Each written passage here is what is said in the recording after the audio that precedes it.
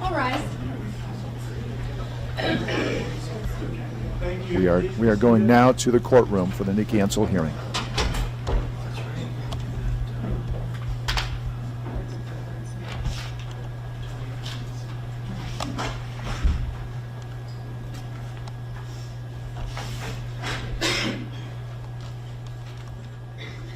Good afternoon. The court will open the record in the state of North Dakota versus Nikki Sue Entzel, case number 08-2020 CR 78. Ms. Entzel is present with her attorney Thomas Glass. Ms. Julie Lawyer is present representing the state. We are here for a sentencing hearing. So first, Mr. Glass, I want to make sure that you and Ms. Entzel had the opportunity to read and review both the pre-sentence investigation report and the psychological evaluation. Yes, Your Honor. We had plenty of time to review those. I'd have to say that I've had PSIs that were a lot less difficult to understand. There's so much contradiction and vagueness involved in both of them. I think the only thing really... Put the microphone a little closer, please. I think the only thing really verifiable is what can be substantiated.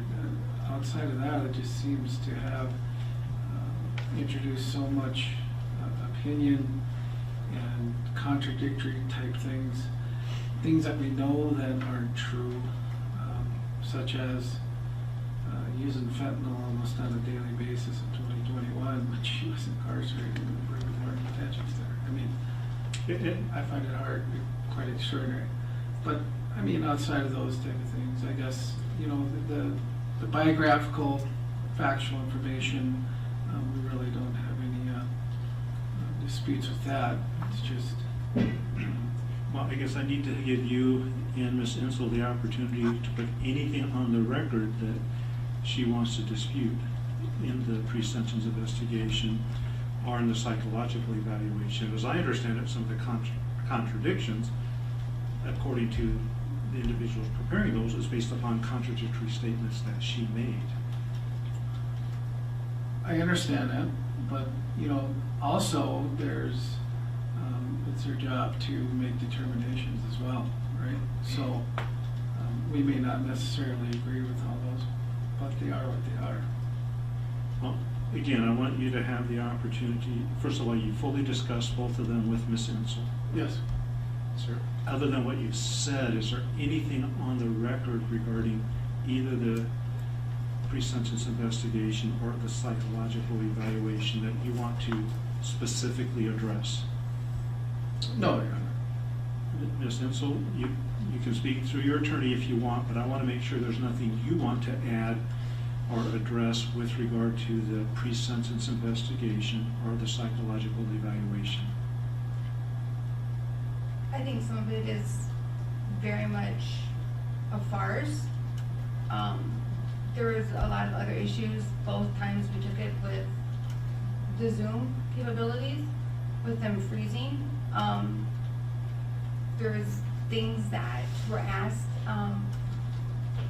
even said in one, will not discuss because of advice of attorney, wasn't going to relay that, and was then, overlooked and said, well, we'll put this anyhow. And said, well, I will not discuss it as advised by attorney. When they just would bluntly go over me and say, well, we'll just write this anyhow. Okay. Is there something specific you say that they wrote that you did not say or that you want me not to consider?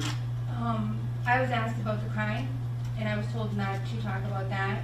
I was bluntly asked continuously about co-defendants. I was told not to discuss that. And I don't recall anything in either of those I don't think they said you said anything. No. Okay. And then, like I said, obviously the drug use, I'm incarcerated. There's many little different things where it said that I said it and then it's said again. She did not say. And I did go and discuss many things with my attorney, and I said, I have a hard time with a lot of this when it says it in one, doesn't say it in the other. They contradict each other. I said, they should match in realistic wise. You know, like I said, there was many technical problems when we did both of them with freezing, can't hearing each other. Things were assumed on both ends. Anything else, anything more specific you want to say regarding either? I just want It's to be. been, like I told him, I said, the big thing is it's been 3 years. You know, and I said to him, I said, for someone to say how I feel or how I not feel, how I act, how I don't act now versus 3 years ago, that's a big difference. You know, I've overcame a lot and had to overcome a lot sitting 3 years. How my emotions are today versus how they were 3 years ago is a big time difference. And so to be judged how I am today and how my emotions are today versus how they were 3 years ago is a really big difference, Your Honor. Okay. All right, and you'll have the chance to speak again before sentencing as will Mr. Glass. I just wanted to make sure if there's factual information or anything else regarding the pre-sentence investigation or the psychological evaluation you want on the record, that you have the opportunity to put that on. So have you said everything you feel you need to say about that? And again, that can be argued more when it comes to sentencing if either you or Mr. Glass wants to do that. So, Mr. Glass, I usually let the state go first regarding its recommendation. I know under Rule 32, it actually puts the defense counsel and the defendant going first, but I often find they prefer to respond rather than go first.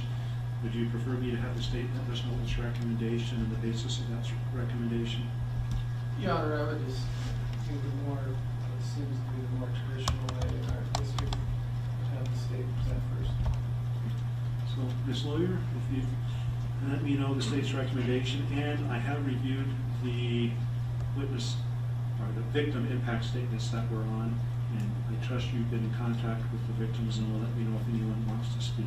Correct, Your Honor. And Deb Entzel and Lori Krause, do you want to address the court today? So with the court's permission, I would start with Deb Entzel and call her to the stand.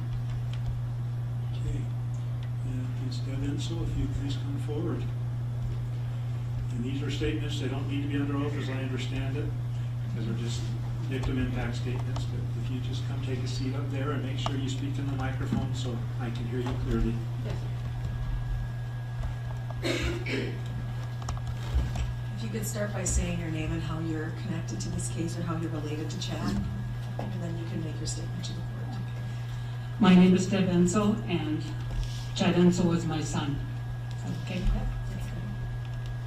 Can I start? You can tell me what you want to tell me. Okay. The hurt and the pain at the loss of my son Chad is unbearable. It is a wound that will never heal.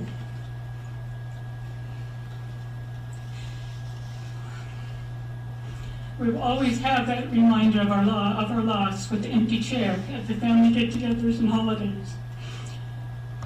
We will forever miss hearing his crazy jokes and that infectious smile of his. There will be no more phone calls on my birthday teasing me how old I am getting. No more playing hoops or soccer or baseball with his nephews and seeing the pure joy, pure enjoyment on his face when shooting off fireworks at the 4th of July holiday with his family. You have taken all of that from us. Your actions have caused a good man his life and have forever fractured my family. And no parent should ever have to bury their child. Ms. Entzel, thank you for your statement. I wish there's something I can't even respond because I can't even appreciate how you feel. So thank you for being willing to share that. And then I would call Lori Krause. Ms. Krause, if you please come forward.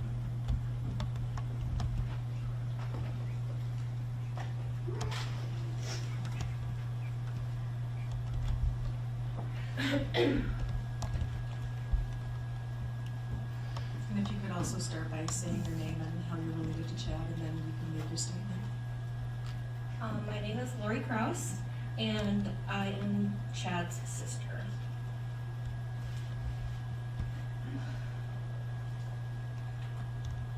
You took many things away from us. Birthday celebrations, holidays, Sundays just because get-togethers, and most importantly, a piece of my heart. All because you chose money over human life. You sat with my family and cried with us. Fake tears, no doubt, because you had none during the trial. And you lied to us about how much you missed him, and let his family plan his funeral like nothing was your fault.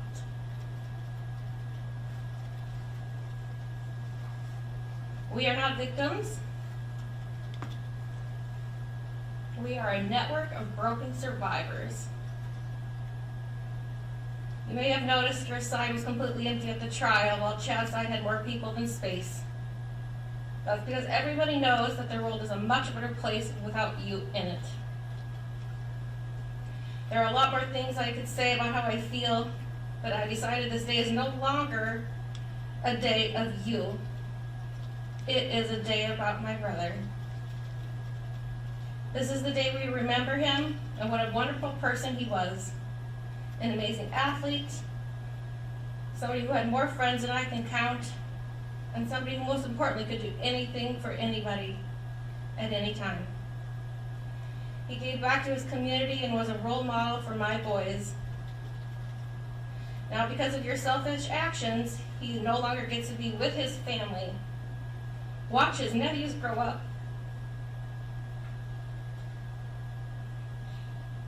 Graduate high school or get married.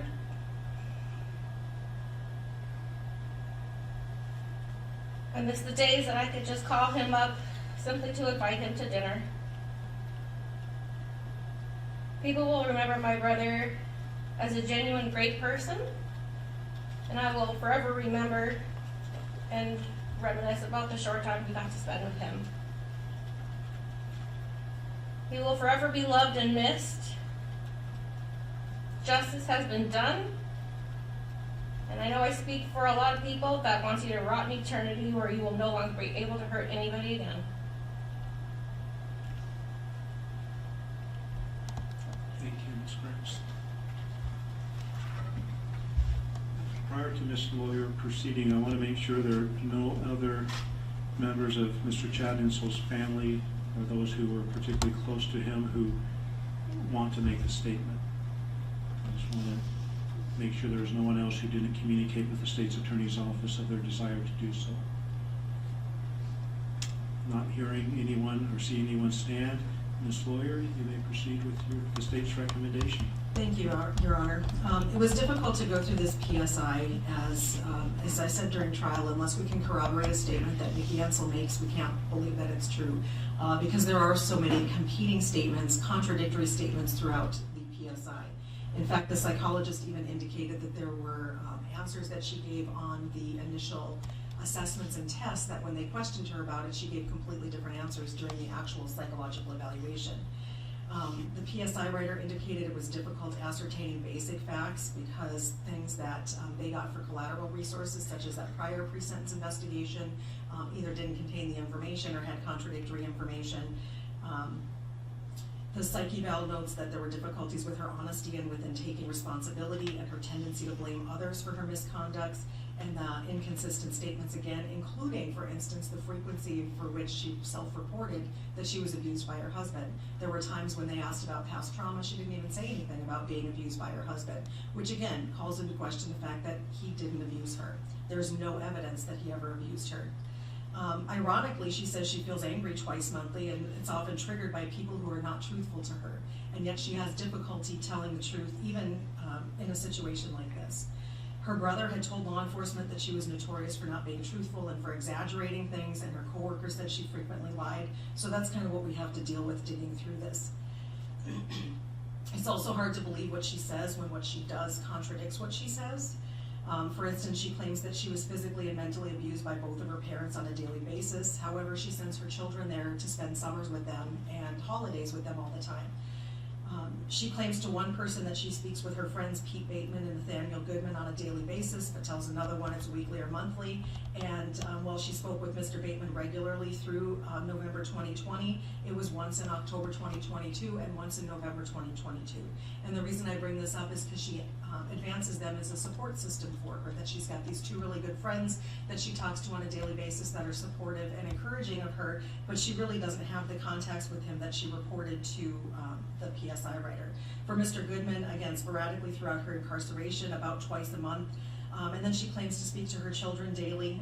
She does talk to her older son several times a week, but she only talks to her younger son maybe once or twice a month. So the support system that she had indicated through the PSI to the court really isn't there. The other thing that stood out was her self-reported drug use. In 2015, she said she'd never used illegal drugs, has never gone to drug treatment. In this PSI, she claims she started drugs when she was 16. She claims she was using the drug fen-phen regularly from 2000 to 2020, even though it's been off the market since 1997. So it's things like that that make it really hard to know what to recommend or what to do in this case when you can't rely on the statement she's provided. So looking at the factors that the court has to consider in making a sentencing decision, which of course are not limited, but that her criminal conduct neither caused nor threatened serious harm to another person or his property. Well, she killed Chad and damaged the rented home. And so that did, her conspiracy to kill him, her conspiracy to commit the arson, that did threaten serious harm and damage to property. Number two is that she did not plan or expect her criminal conduct would cause or threaten serious harm to a person or property. And again, conspiracy, the whole plan was to kill him and to burn the house down. Number three was that she acted under strong provocation. Again, she claims that she was abused by her husband, but there was absolutely no evidence of that. When she was asked about past traumas during the psychological eval, she gave a litany of things that she had that were traumatic for her, but she never mentioned Chad abusing her. And again, the evidence shows that when Chad was shot, he was laying in the bed. The shot in the wall behind the bed, the pellets were in the wall where his head would have been laying had he been laying in bed. And then she also confessed to law enforcement that she had gone into the bedroom to make sure Chad was in bed sleeping before he was shot. So there is no substantial provocation. Number four is that there were substantial grounds which, though insufficient to establish a legal defense, tend to excuse or justify the defendant's conduct. Again, she claims abuse, but there's no evidence of that. Chad was sleeping in bed when he was shot, and there's no defense to that. Number five is, again, the victim of the defendant's conduct induced or facilitated its commission, and again, there's no evidence of that. He was sleeping at the time that he was killed. Number six is that she has made or will make restitution or reparation to the victim for the damage or injury which was sustained. And there is no amount of restitution or reparation that will bring Chad back. There is no amount of restitution or reparation that will heal his family and make them whole again. She has forever damaged this family. Every holiday when they see his empty seat, every birthday, every Christmas when they remember that that was the last time that they saw him, every New Year when they remember his death, they will never be the same again, and there is nothing she can do to change that. As time goes on, that will lessen, but it will never go away. Number seven is that she has no history of prior delinquency or criminal activity and has led a law-abiding life for a substantial period of time before the commission of the present offense. The court can see her prior criminal history. She's got convictions for fraudulent insurance acts in South Dakota in 2012, theft by insufficient funds in South Dakota from 2014. The records show she was released from probation on that charge in August of 2018. And then the financial transaction card fraud, use no consent in Minnesota in 2014. The records show she was released from probation on that charge on April 17, 2019, which was approximately 8 months prior to Chad getting killed. The defendant's conduct was the result, number 8, of circumstances unlikely to recur. We can't prevent this from happening again. This was her choice, and it's up to her to not do that again. Number 9 is the character, history, attitudes of the defendant indicate she's likely to commit another crime. In looking at the factors that the PSI writer goes through to assess what the recidivism rate is, they came up with a 58% recidivism rate, which is one of the higher ones that I've seen. By comparison, Jose Rivera Riefel, which was a 2018 case, he got life without parole sentence for killing his infant daughter, and he had a 33% recidivism rate. Another one that I handled, Morris Brickle Hicks, in 2016. He got life without parole for beating a woman to death. He had a 58% recidivism rate as well. And the West Central Human Service Center assessment indicates that she's got low motivation to make change, which is also concerning for that factor. She believes nothing is ever her fault. It's always someone else's fault. She blames others for the negative aspects in her life. She believes even though she was convicted of this and other crimes, she's done nothing wrong. She indicated in some of those financial convictions that she's got that the victim came back and recanted, so really she didn't do anything wrong, or that it was a miscommunication, but again, no responsibility. And she's taken no responsibility in this case either. She has not displayed any grief or remorse over the death of her husband. And then when you look at the pre-sentence investigation too, they indicated the multiple write-ups that she's received while incarcerated. That was actually on the psychological evaluation on page 4. I won't go through them, but you can see that she's had multiple write-ups. It looks like 8 different types of write-ups that she's received while she's been incarcerated. This also documents her poor follow-through with legal requirements that are given to her when she knows the expectations. Number 10 is that she's particularly likely to respond affirmatively to probationary treatment.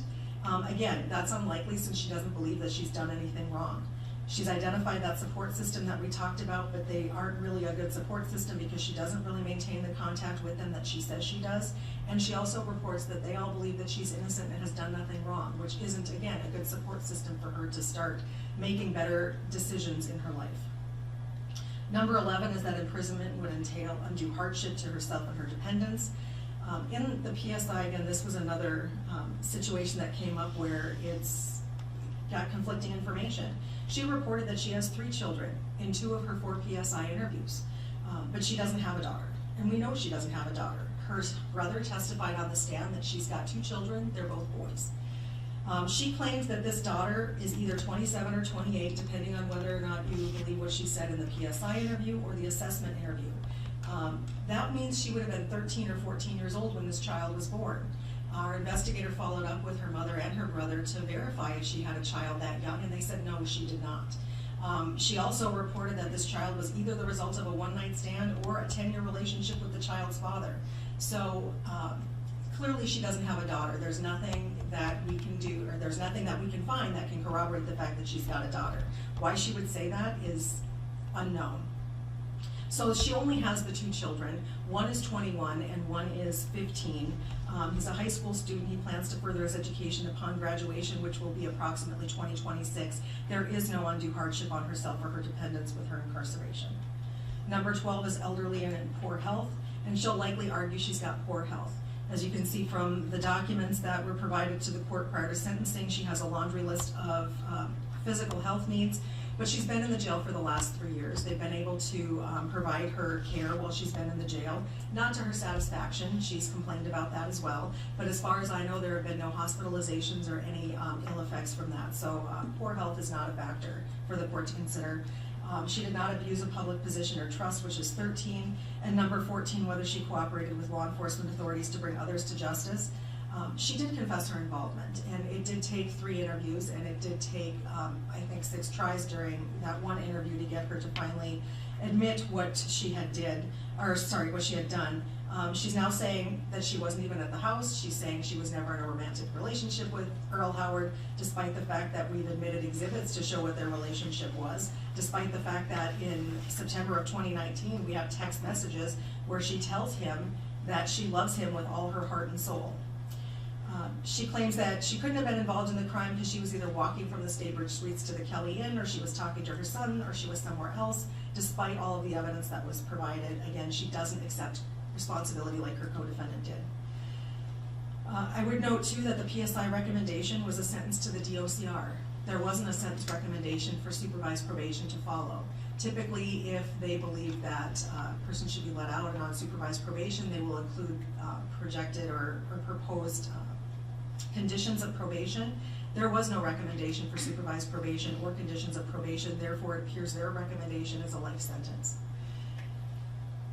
The written impact statements provided by Chad's mother, Deb, and Chad's sister, Lori, and their oral impact statements all ask for a sentence of life without parole.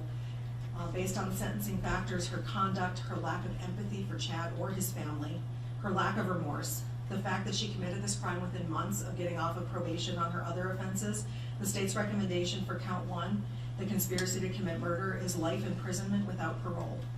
We're requesting specific conditions of no contact with Chad Entzel's family, that she provide the mandatory DNA sample and fingerprinting.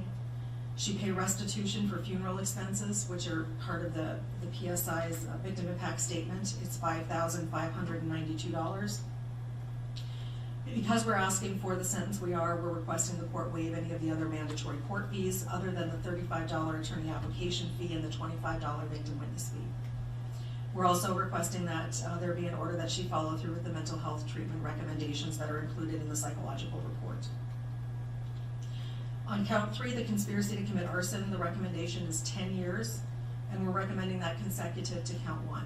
And the reason we're doing that is if the court is considering anything less than life without parole, that sentence should be consecutive. For count 5, conspiracy to tamper with physical evidence, Class C felony, 5 years, again consecutive to counts 2 and 3 for the same reason. Based on her misconduct and the write-ups she's received while she's been incarcerated pre-trial, she is not entitled to good time credit. That's in statute, but she does have credit for time served, which is 1,137 days, or 3 years and 41 days. Thank you, Your Honor. Thank you. Mr. West. Thank you, Your Honor. May I approach? You may.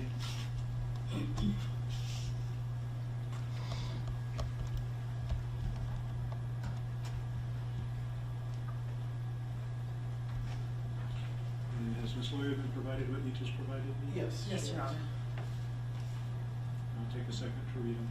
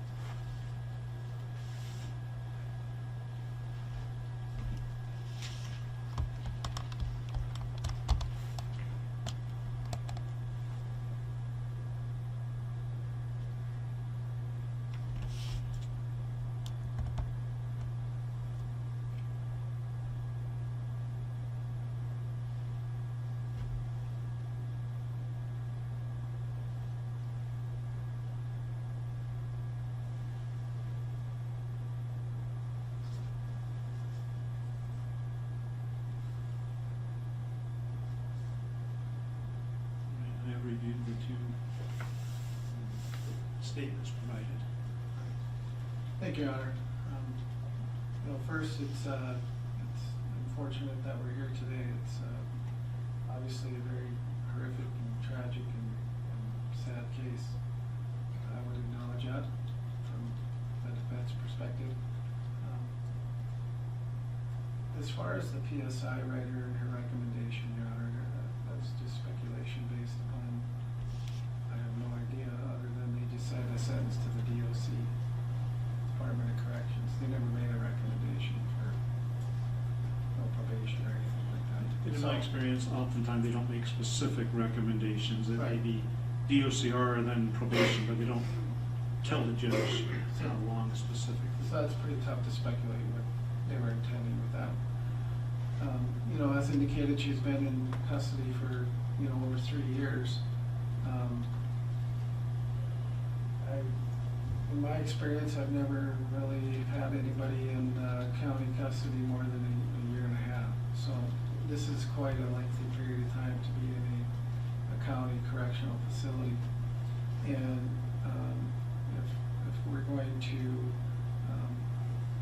bang on her for 8 write-ups for being in there for close to 40 months, that's getting nitpicky. That's a very tough situation to be in there.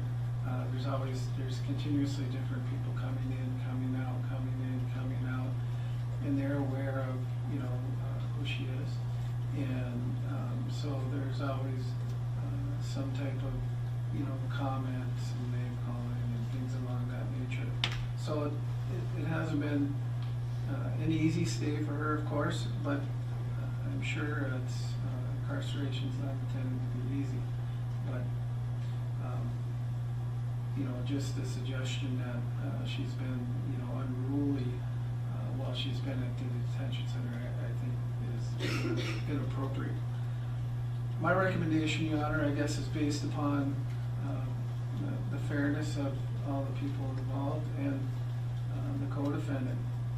The co-defendant got a 50-year sentence, 25 suspended, 5 years supervised probation, and he got straight time on conspiracy to commit arson, straight time on arson, and straight time on conspiracy to tamper with physical evidence, all to run concurrently.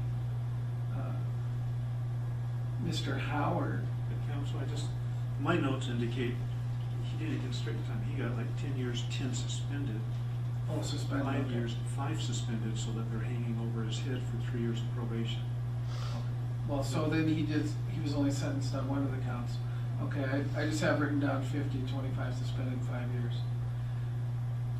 But in that particular case, he was actually convicted of and pled to one more charge than what Ms. Entzel had. He had pled guilty to arson as well as conspiracy to commit arson. The state at the time, he was charged additionally with the murder, which was dismissed, but he was charged with the murder of Mr. Entzel.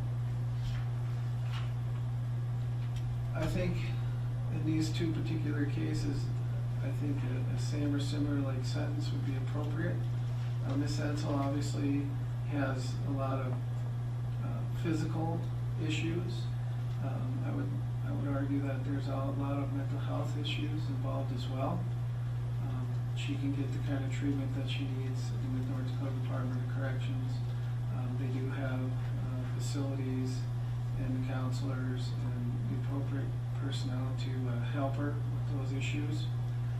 I also think it's important that none of these issues really became prevalent in her life until after she met Mr. Howard. If you look at the timeline that the state presented, I don't know if you recall during the trial, when she met Mr. Howard, when they had the meeting for the insurance and the process of how things had started to go in that particular direction. After the event had occurred, she didn't run from the Bismarck Mandan area. Mr. Howard, he left. Not only did he leave the area, he left the country, went back to Canada, and she stayed. But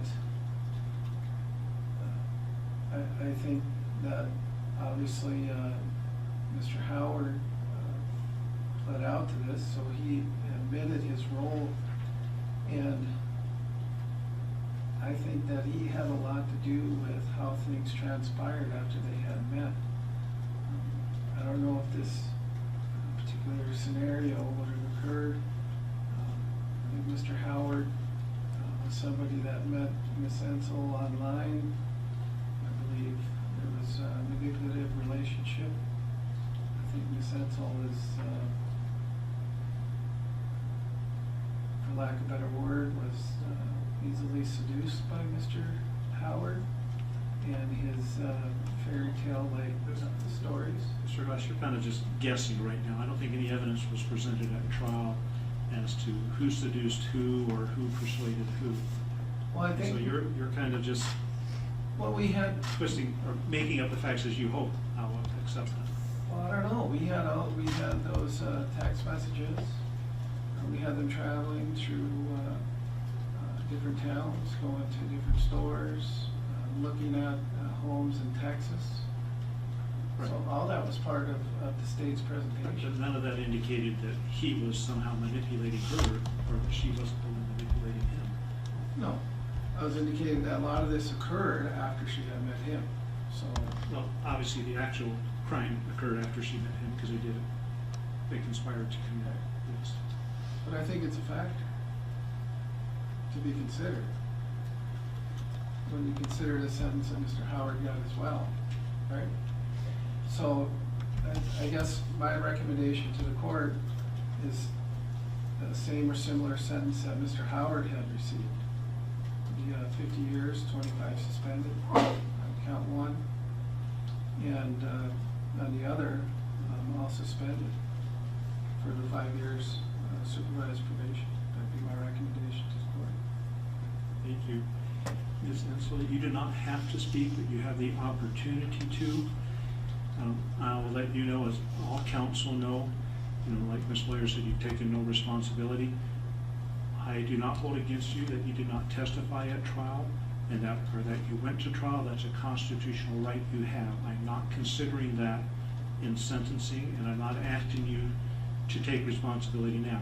That's something that's between you and your attorney. So I just want to make sure I'm not holding against you any of that. My decision is based upon what the jury decided, and they're the ones who made the determination of whether you were guilty. So I just want to make sure you understand that. Now, Mr. Glass, I don't know if you've discussed with her whether she wants to speak. Your Honor, she had put together a written statement. I believe she wants to read it to the court. So, If you make sure you slide the microphone in front of her. yep. Judge Barr, I'm reading you this letter today for a few reasons. It gives you a little history of me and what this has done for my life and my boy's life.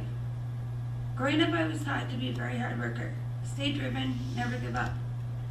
I became a mom very early in life. The term kids having kids was me. Makes you grow up faster, with life lessons, major bumps in the road. I was in a life-threatening accident while pregnant. Overcame that. That has made some moments very hard, as I have now. Also noted in the PSI. I have now been diagnosed with TBI. With hard work, life went on, more laughs, more new lessons. Me and my son continued to grow up. Had a great job, moved on, new life lessons hit. Got through it all. Right now, new nightmare happens. This can't happen, doesn't happen in my real world, doesn't happen, only happens to other people, not my baby. Everyone says, focus strong, stay strong, move on. So I move on, fast forward, life's great, we're gonna have another baby. But now you have another life lesson to learn. You have cancer, be ready to fight hard. So we fought. I'm here now, and I have to fight for two, not just for me and my other. We fight, and we're still fighting. Then I meet a wonderful man, who I think is the most amazing man me and my boys have ever met. We do things. They think he is great to have around on weekends, as we don't live in the same state, so it's only visit on the weekends. Me and my boys are having great talks. They ask for more and more time for Chad to be around. Finally, we all say I do. Things are amazing, but the families are coming, and I get told when my parents are going to meet. My heart drops as I'm told they can't come to visit us at my permanent house. I don't know what to say. My sons and Chad bowl together. Life moves on. Things are great. My youngest son is doing great bowling. Begins to call him Dad. The boys start to change. Before I know it, they grow big. I come home one day. A trip is planned, I'm told. A great trip. Trip goes on. Life grows.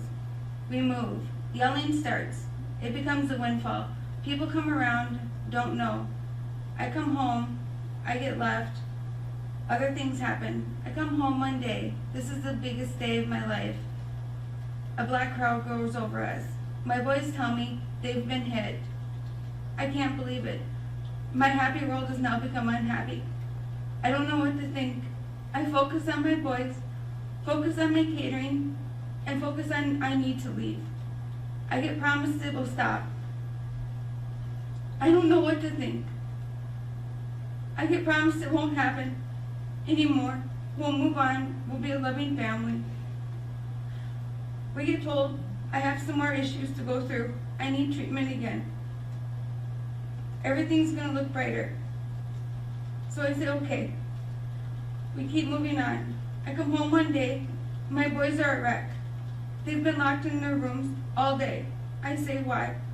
They say, we need to leave. We need to leave now. I get told. I say, that's it. We're leaving. I will look for another place. This becomes the worst night of my life. My heart and my soul are broken. My boys are hurt. I don't know what to do. I gotta leave. Everyone knows that this can't really happen, but everybody knows, and I'm asking for help. Your Honor, I have been through all kinds of abuse. Now my boys have been through it. I have to live through this every single day.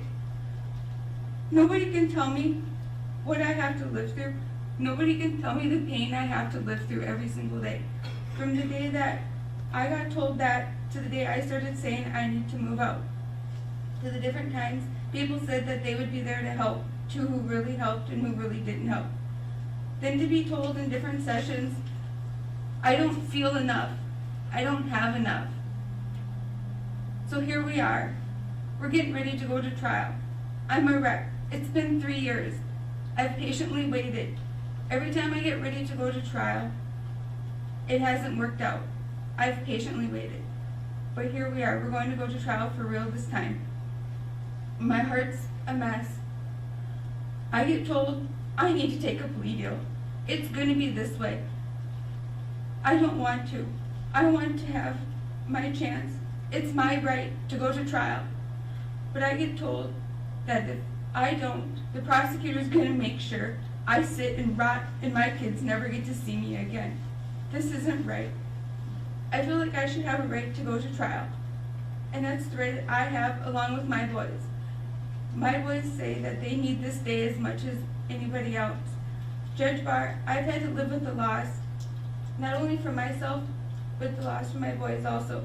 Nobody knows the loss I live every single day, not just with Chad, but with the loss of my boys. I don't have my boys. I don't have anybody else. I have been incarcerated for 3 years. I have learned to deal with a lot of loss. There's nobody in the jail systems to really help us. I deal with the loss independently. I don't have other people to contact. Yes, I have family. Yes, I have other people. Jail is very expensive. Calls are very expensive to deal with loss. Do I talk through friends with my boys? Yes, I do. My boys are also in school. It's not possible to talk to both of them every day. But Your Honor, I do miss them. I miss a lot while I'm in here. I'm asking you to please understand the losses I do also have. I miss a lot. I have great losses. Nobody can write on a piece of paper what they think I have for a loss. That is not a fair way to put me on a piece of paper. So I'm asking you, Honor, to please have consideration when you do sentence me. I don't think a piece of paper should determine someone's life. Thank you. Thank you. Mr. Glass or Ms. Entzel, anything, other information you want to present in mitigation of punishment or other information at all that you want me to consider in determining sentence? No, Your Honor. Ms. Entzel, anything further?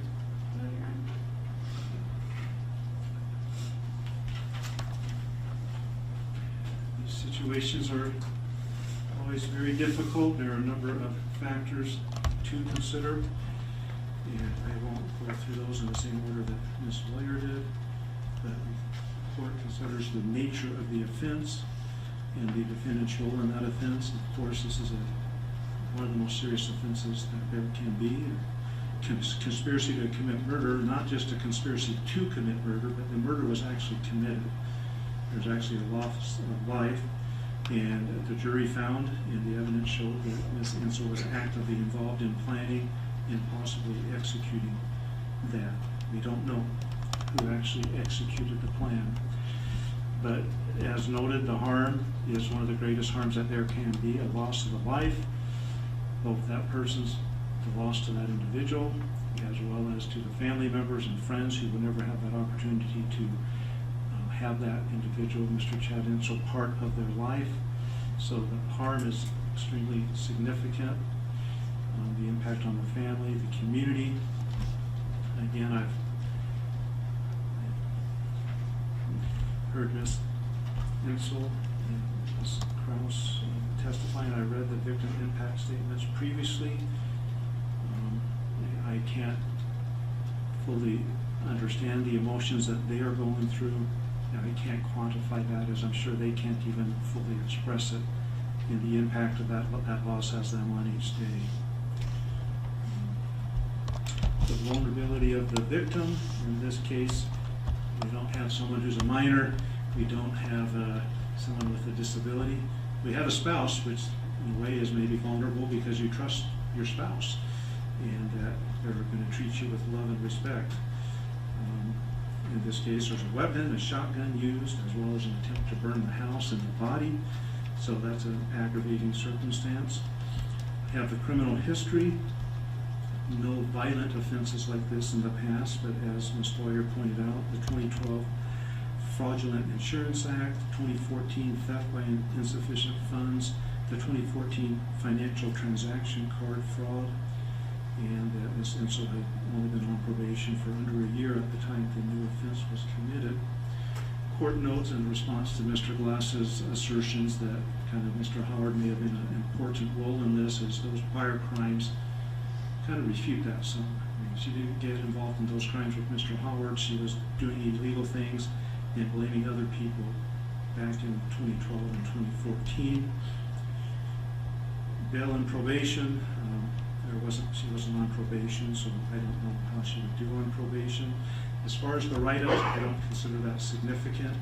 I think anyone in custody at a detention center for that long will probably have some write-ups, so I don't take that as a significant factor. Recidivism, as the pre-sentence investigation found, a 58% chance of recidivism, which is very significant to the court.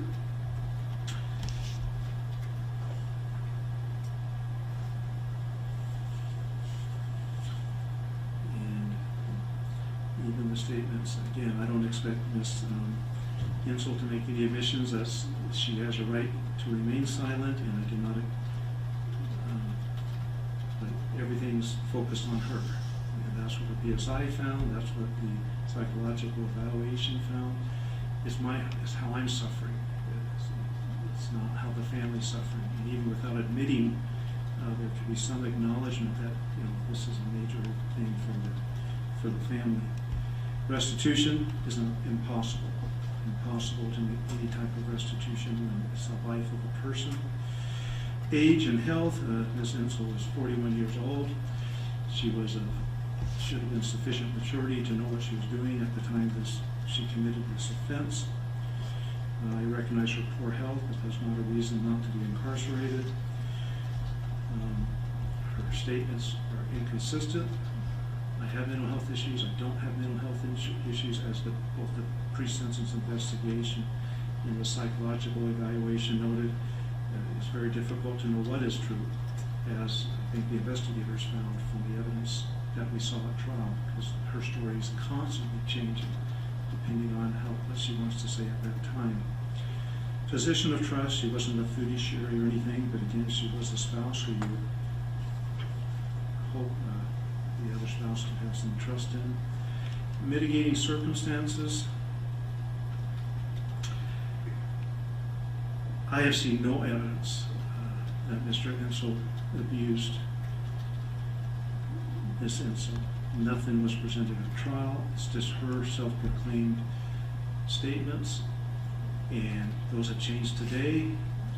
At least this is the first time I recall claiming that he abused the boys. And so it seems to be a never-changing story, depending on what fits her circumstances and what she thinks will help her. But I don't recall any statements at trial that the boys were abused. It was just you and him stalking you, following you to the bowling alley and things, which were also inconsistent with other things that were said. So I see no mitigating circumstance of being abused or provoked into causing the death of Mr. Entzel. And even if there was some abuse, there's many options short of taking someone's life. And I think I already noted that rehabilitation, the chance of recidivism, 58%. hardship. One of the sons is a minor,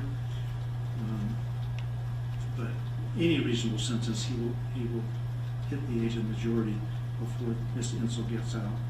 So to use him as a reason to diminish punishment makes no sense to me, and that would be a very short sentence for taking a life, to think that she would be out prior to the 15-year-old turning 18. I have taken into account the sentence of Mr. Howard. There are a number of distinguishing factors there. I believe Mr. Glass explained the sentence there. First of all, that was through a plea agreement. In a plea agreement, the court has two options. To accept the plea agreement, whether the court likes the actual sentence or not, trusting that the parties have reached an agreement that is fair and appropriate based upon the evidence, and oftentimes things that the parties may know that the court does not know, such as the strength of witnesses and other things.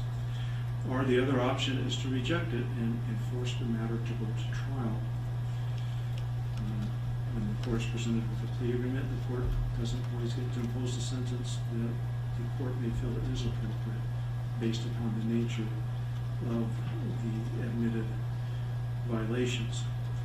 Mr. Entzel, in my recollection, also had no criminal record, unlike Ms. Entzel. Mr. Glass noted he went to Canada, that he did voluntarily return on his own, so it did not appear that he was trying to avoid law enforcement. And I'll note that at the time of sentencing of Mr. Howard, Mr. Entzel's family supported the plea agreement in order to bring the matter to resolution as to Mr. Howard, and the court significantly considered that and accepted that plea agreement. If the matter had gone to trial, I don't believe there's any way I would have imposed the sentence that was agreed to in the plea agreement. But deferring to the state and the defense attorney, understanding they are aware of information, and seriously taking into account the victims, Mr. Entzel's family's support to that, the court did accept it. So I do not find Mr. Howard's sentence as precedent. I am not going to award the same or impose the same sentence in this case. To me, my decision is whether it's life or life without the possibility of parole.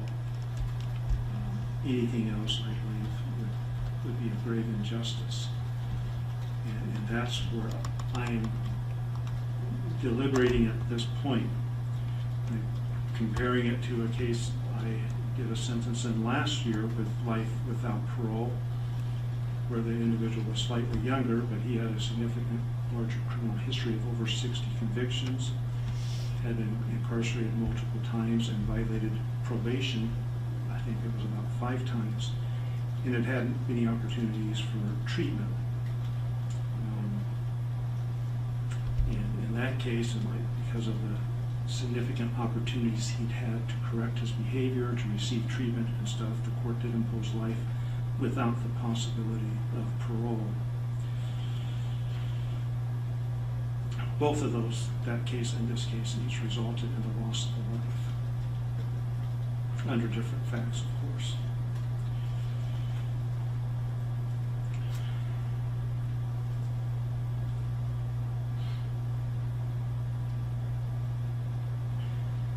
And I also appreciate Mr. Entzel's family. I think many people feel that if someone takes a life, they should never have a life of their own. They should simply be locked up and not have the pleasure of being free at all. I understand that sentiment, and I know there's many people who feel that.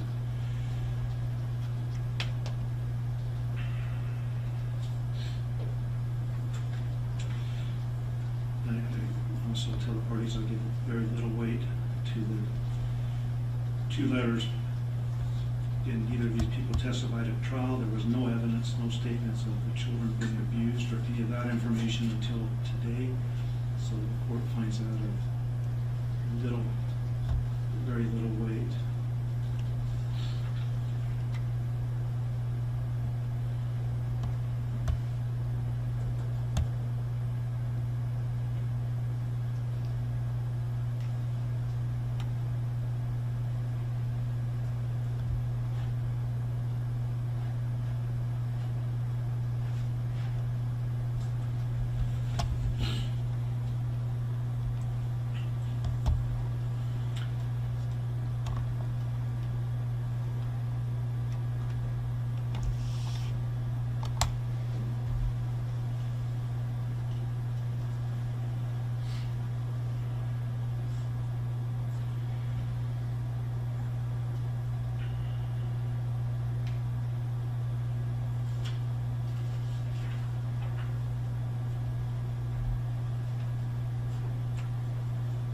On count one, considering all the factors, and as I think everyone can tell,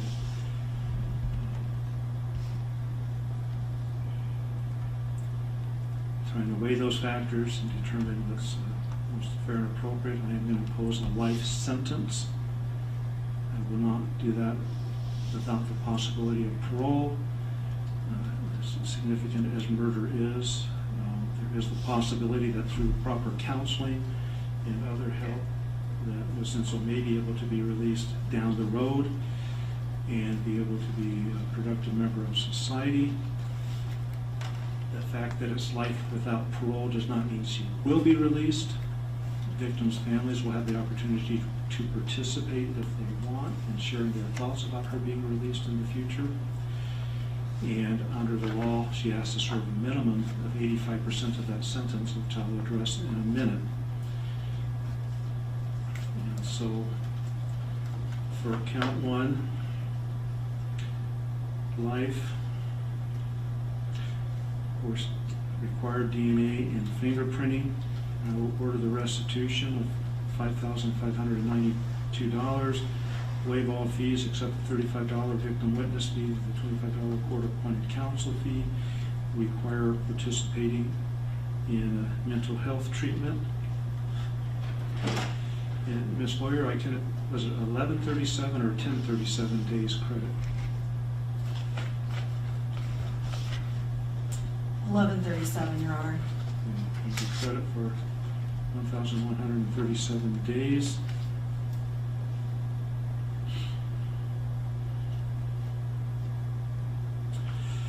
On count three,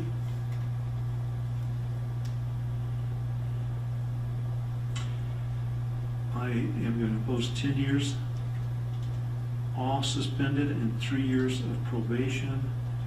And on count 5 years all suspended with 3 years of probation. The purpose of that is for when, if Ms. Entzel gets out on count one, she will be on probation and have the possibility of 15 additional years if she does not keep those conditions of probation. So that will help hopefully protect the public and ensure that she complies with any mental health counseling or anything else she needs, if she needs it at that time.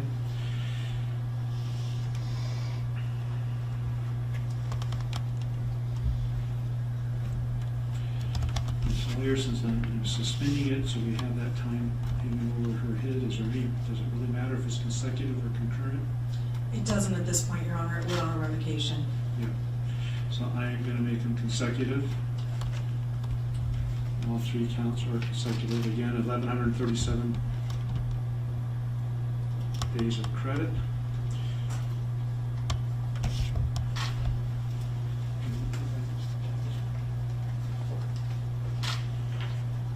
Asking the clerk to provide counsel Table A of the 2019 United States Life Tables under Administrative Rule 51, Section 2. If there's a life sentence imposed, the person has to serve a minimum, well, under the law, the person has to serve a minimum of 85% of the sentence. Well, what is a life sentence? In order to determine that, under Administrative Rule 51, Section 2, the court has to look at Table 1, United States Life Tables 2019. On the 3rd page of what I have handed to Ms. Lawyer and Mr. Glass, under the age of 40 to 45, which would be Ms. Entzel as I understand it, and to the far right, non-Hispanic white female, I see that her life expectancy is 42.7 years. As I calculated it, 85% of that is 36.29 years, or 36 years, 105 days. So, in the judgment, the minimum that she will have to serve is 36 years, 105 days. I will give both counsel the opportunity to review that, and by close of business Tuesday, let me know if you disagree with my calculation, unless you've already looked at this and know. I have looked at it, Your Honor, and I agree. Okay. Mr. Glass?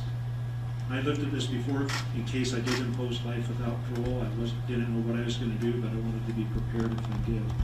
So do you agree with that calculation? Yes, Your Honor, I'm familiar with the table. So the judgment will include that.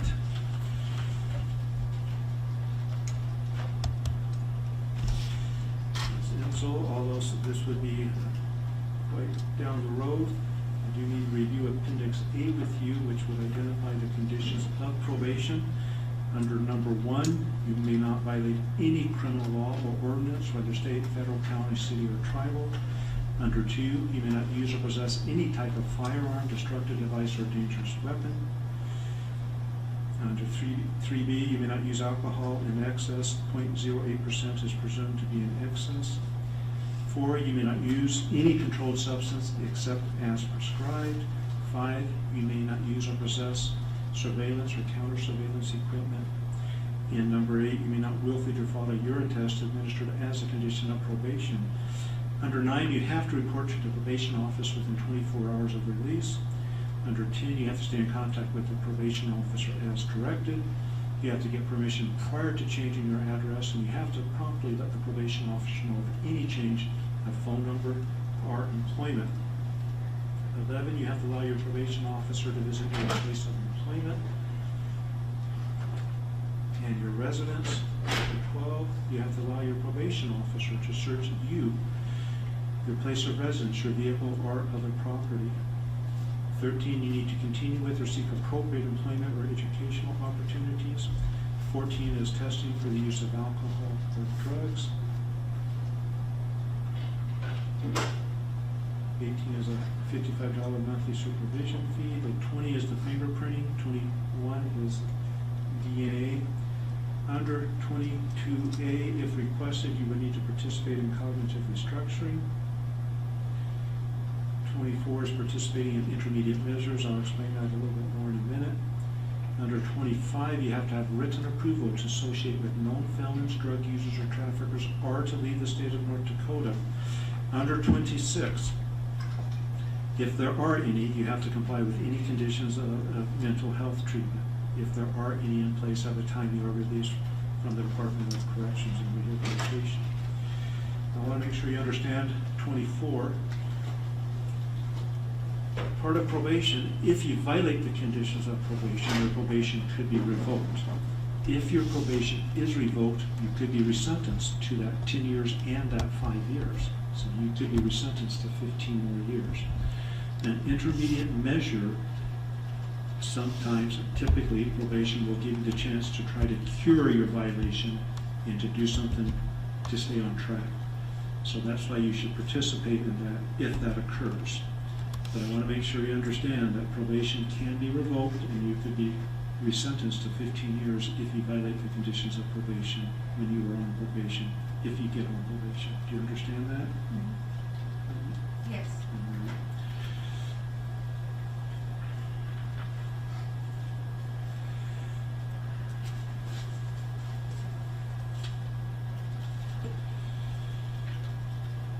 And I want to just, to Mr. Entzel's family, I know you may be disappointed in the sentence that it's not life without parole, but as noted, that doesn't mean she will get out in 36 years with a credit for time served. That is something that may happen depending on what's determined based upon how she is doing and whether the board believes that she would be safe for her to be released to the community.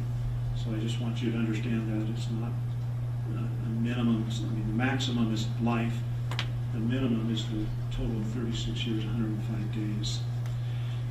Miss Lawyer, did I cover all aspects of sentencing from your perspective? Yes, you did, Your Honor. Is there anything that I should have addressed in this hearing that you were aware of that I missed? Just the notice of appeal. That will be next. Okay, Mr. Glass, did I cover all aspects of sentencing? Yes, you did, Your Honor. Anything other than the notice of appeal I have not addressed that I need to address? Not from the defense, Your Honor. So, Ms. Entzel, I need to notify you of your right to appeal. You have the right to appeal And if you are unable to pay the cost of an appeal, to apply for appointment of counsel for purposes of appeal. Under Rule 37B, a notice of appeal must be filed with the court clerk within 30 days after the entry of the judgment or order being appealed. There's additional information regarding the notice of appeal that can be found in Rule 37, and I trust you can discuss that with Mr. Glass if you need, or if you're going to request for court-appointed counsel to represent you. So just want to make sure you understand those rights. Anything further, Ms. Lawyer? No, Your Honor, thank you. Mr. Glass? No, Your Honor, thank you. All right, thank you, everyone. We'll close the hearing.